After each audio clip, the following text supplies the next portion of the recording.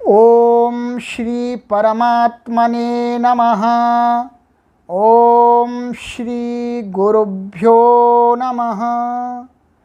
ओम श्री ऋषिभ्यो नमः। सर्वेभ्यो नमो नमः।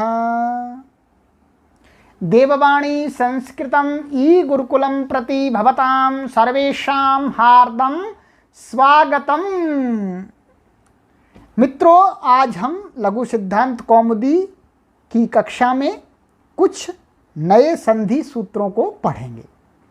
गत कक्षा में मैंने आपको 5 संधि सूत्र पढ़ा दिए थे और उनके जो उदाहरण थे वह भी मैंने सिद्ध कर दिए थे। अब उससे आगे आचार्य वरदराज महाराज जी हमें महर्षि पाणिनि का संधि सूत्र पढ़ाने जा रहे हैं। कहते हैं लघु सिद्धांत कौमुदी सूत्र संख्या 75 झयोन्यतरस्याम अष्टाध्यायी के 8वें अध्याय के चतुर्थ पाद का 62वां सूत्र। पदच्छेद देखिएगा। झयः पंचमी विभक्ति एकवचनान्तम, हाहा प्रथमा विभक्ति एकवचनान्तम, अन्यतरस्याम सप्तमी विभक्ति एकवचनान्तम। सरल है, कोई भी समास नहीं है। इस सूत्र में ऊपर से उदाह स्थास्तंभोः पूर्वस्य से पूर्वस्य आ रहा है और अनुस्वारस्य यही पर सवर्ण से सवर्ण आ रहा है, तो उस दोनों पदों की अनुवृत्ति आ रही है। अब आइएगा, अब हम इसका अर्थ देखते हैं। आचार्य वरदराज महाराज जी हमको क्या कहते हैं। आचार्य वरदराज महाराज जी कहते हैं झयः परस्य हस्य वा पूर्वसवर्णः नादस्य घोषस्य संवारस्य महाप्राणस्य तादृशः वर्ग चतुर्थः वाग्हरिः वाग्हरिः। ठीक है, इस सूत्र को विशेष रूप से समझना है आपको। क्या कहते हैं आचार्य वरदराज महाराज जी? कहते हैं जी झयः परस्य। झय प्रत्याहार के अंतर्गत कौन कौन से वर्ण आते हैं? वर्ग के पहले, दूसरे, तीसरे और चौथी। ठीक है जी, क्रम तो प्रत्याहार सूत्रों से ऐसे चलता है, चौथे, तीसरे, दूसरे और प्रथम। बात वही है, चाहे कान ऐसे पकड़ो चाहे ऐसे पकड़ो, बात एक ही है। ठीक है, अब देखिएगा क्या कहते हैं झयः परस्य। झय, झय प्रत्याहारांतर्गत कोई वर्ण है, ठीक है, और परस्य हस्य, उसके बाद में ह है, ह, तो उसको क्या हो जाता है? विकल्प, वा माने विकल्प करके पूर्व सवर्ण, माने जो झय, माने जो झय है किसी भी वर्ग का कोई भी अक्षर है उसी के वर्ण वाला हो जाता है। ठीक है, ये आपको ध्यान रखना है। मैं बतलाता हूं अभी कि यहां पर वर्ग के पहले, दूसरे, तीसरे, चौथे लिए गए हैं, परंतु ये सूत्र हमेशा हमेशा ही पद के अंत में झय होता है और उससे उत्तर ह होता है, वहीं लगता है, क्योंकि वहीं मिलता भी है और कहीं मिलता ही नहीं है।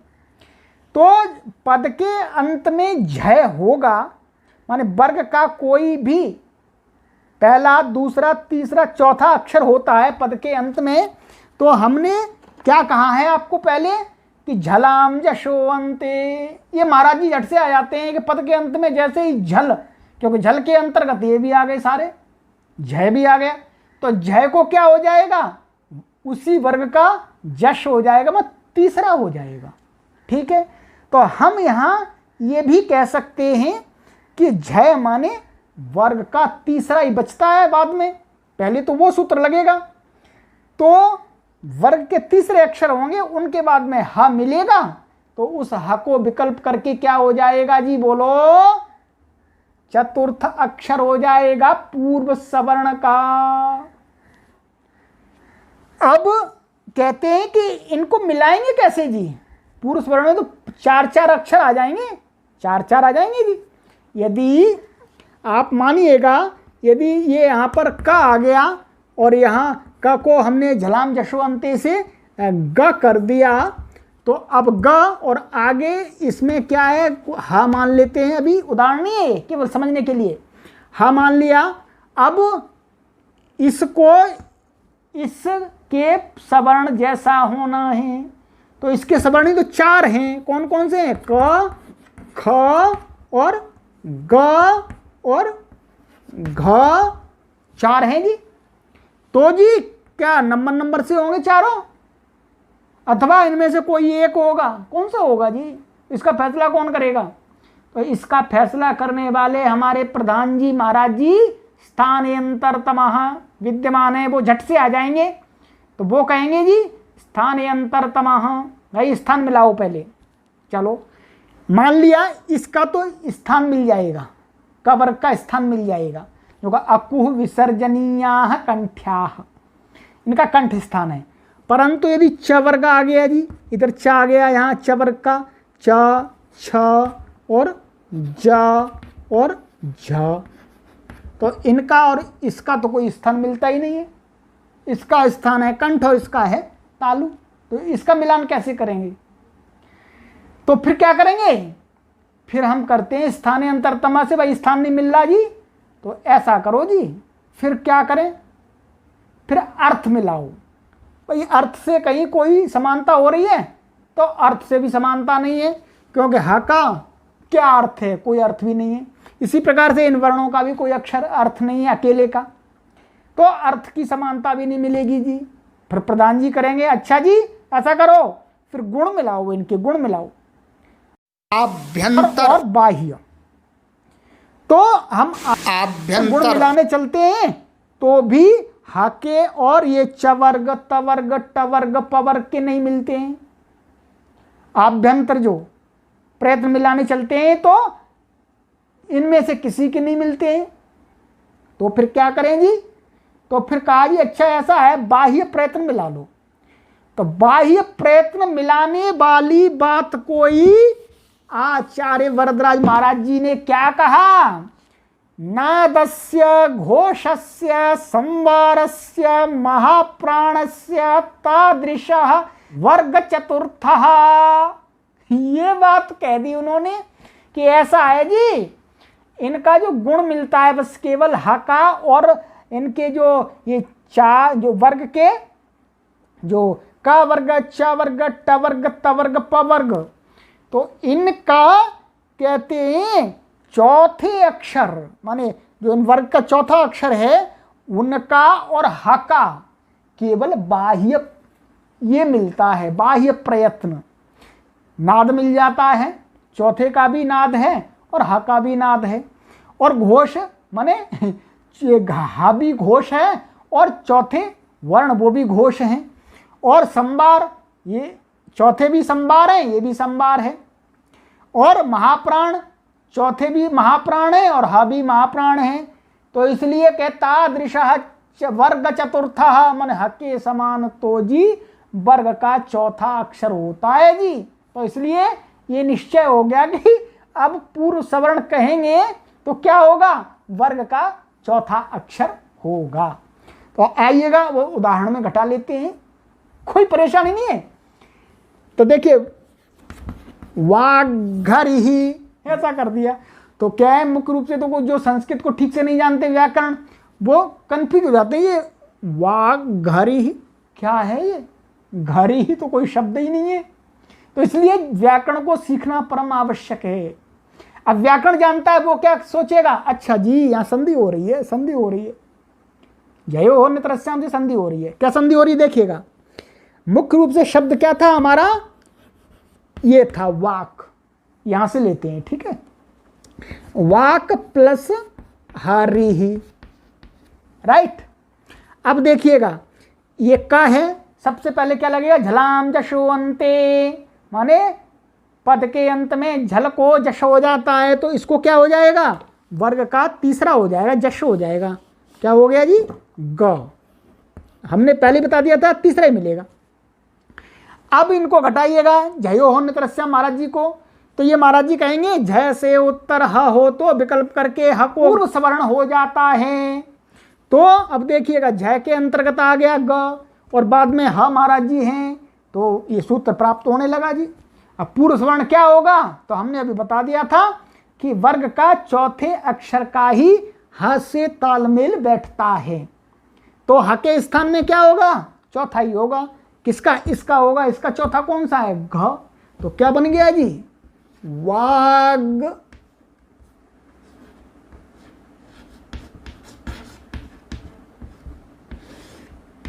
वाग हरि ही, समीचीन, कोई परेशानी नहीं है। अब जिस पक्ष में नहीं बना जी उस पक्ष में वाग हरि ही ऐसा रह जाएगा, माने झलाम जशो अंते लग करके ही कार्य बंद हो जाएगा, तो वाग हरि ही। ठीक है, इस सूत्र को आपको बार बार स्मरण करना है, ये बहुत जगह लगता है। जैसे आप एक सूत्र पढ़ते हैं अष्टाध्यायी में, ऊ कालो झ्रस्व दीर्घ प्लुतः, तो ये झ्रस्व, लोग कन्फ्यूज हो, झ्रस्व क्या होता है, तो यहां संधि हुई थी इस सूत्र से, तो क्या हो गया था, ये ह्रस्व था, ये तो हा को झ हो गया था क्योंकि इधर ज है, तो इसलिए बार बार ऐसा प्रयोग आएगा, इसलिए इस संधि को आपको अच्छी प्रकार से स्मरण करना है।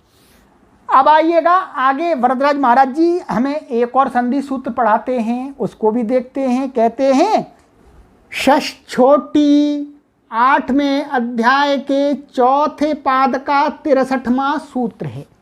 पदच्छेद शाह षष्ठी विभक्ति एक वचनांतम, छह प्रथमा विभक्ति एक वचनांतम, अटी सप्तमी विभक्ति एक वचनांतम। ठीक है, आइएगा, कोई भी समास नहीं है इसमें। ऊपर से झयो होन्य तरस्याम से झयः और अन्य तरस्याम की अनुवृत्ति आती है। तो अब देखिएगा, इसका अर्थ देखते हैं आचार्य वरदराज महाराज जी के अनुसार।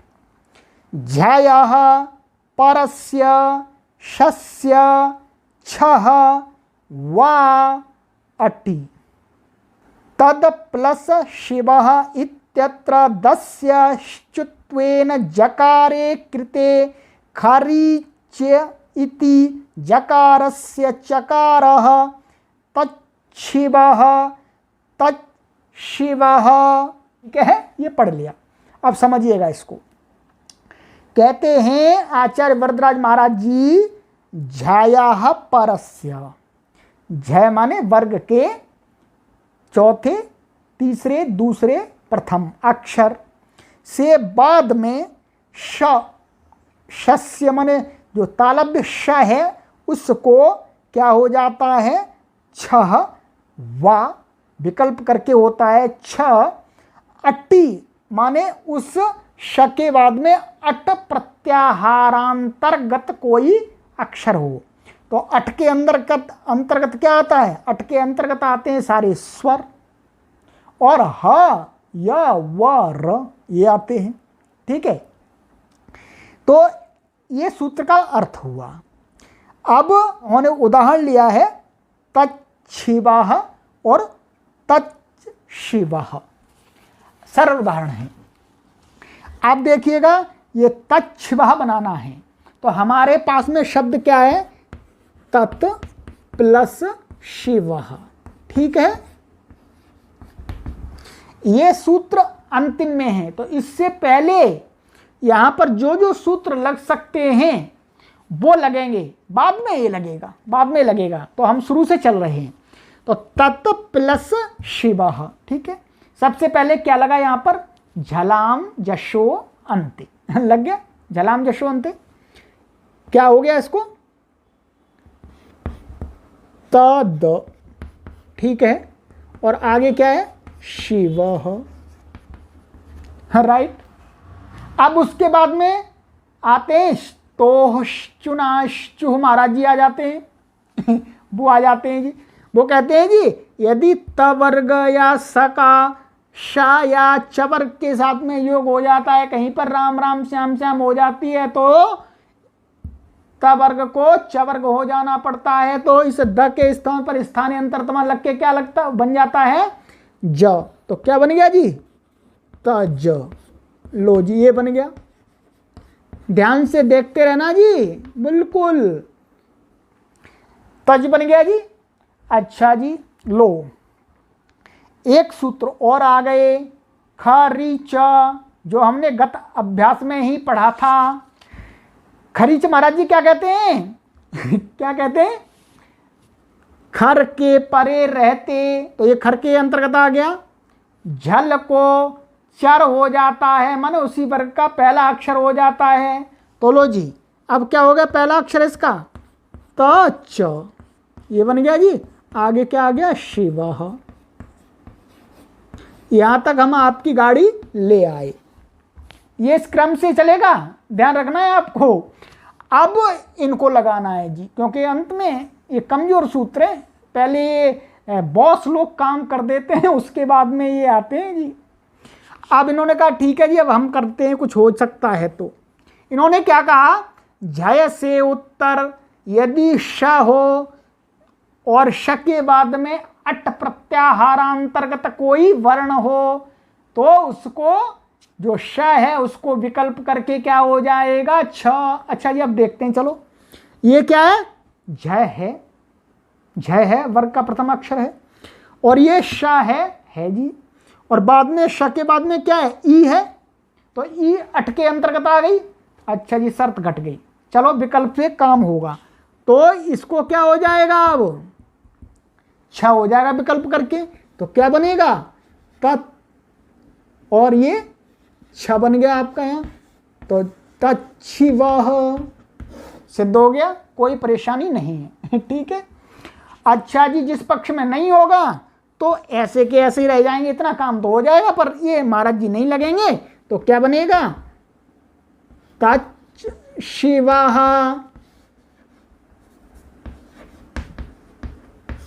तो बन गए दोनों उदाहरण, ठीक है जी। अच्छा जी इतनी बात पूरी हो गई, विद्यार्थियों को आचार्य वरदराज महाराज जी ने समझा दिया। तो अब आचार्य वरदराज महाराज जी ने पूछा कि भाई ठीक है, विद्यार्थी बोले ठीक है गुरुजी। तो आचार्य वरदराज महाराज जी बोले अच्छा ठीक है ठीक है, देखते हैं ये उदाहरण कैसे बन गया। ये श्लोक कहा, यहां तो ये घट ही नहीं रहेगी, यहां नहीं घट रहेगी, यहां कहां घट रहे हैं, क्योंकि ये देखिएगा अच्छा मान लिया हमने, मान लिया अच्छा है झ में आ गया, और यहाँ ये अलग अलग ऐसे शब्द थे, हम यहाँ तक ले आते हैं तत् प्लस श्लोकः, ऐसा था। तो अब यहाँ श के बाद में अट तो है ही नहीं जी, ये तो ला है, अट के अंतर्गत ला नहीं आता, क्या आता हा या व र, बस ला तो आगे है, अट से बाहर है जी, वो तो आता ही नहीं, फिर ये कैसे बन गया। तो विद्यार्थियों ने कहा गुरुजी पता नहीं जी, हमें नहीं पता जी कैसे बन गया। तो आचार्य वरदराज महाराज जी बोले अच्छा बताता हूं, इसके लिए कात्यायन आचार्य जी ने एक वार्तिक बना दिया है। उन्होंने कहा है कि इस उदाहरण को सिद्ध करने के लिए ऐसा कहना चाहिए, कैसा वार्तिक, छत्वममीति वाच्यम, ये है, इसका अर्थ है कि यहाँ अट्टी मत कहो जी। यहाँ आचार्य पाणिनि जी ने जो अट्टी कहा है, ये अट्टी, तो ऐसा कर दो जी अट्टी से थोड़ा सा और कुछ करो, क्या करो अमी कर दो, क्या कर दो जी इसको अमी कर दो, ए अमी, अमी इति वाच्यम माने अमी कर दो।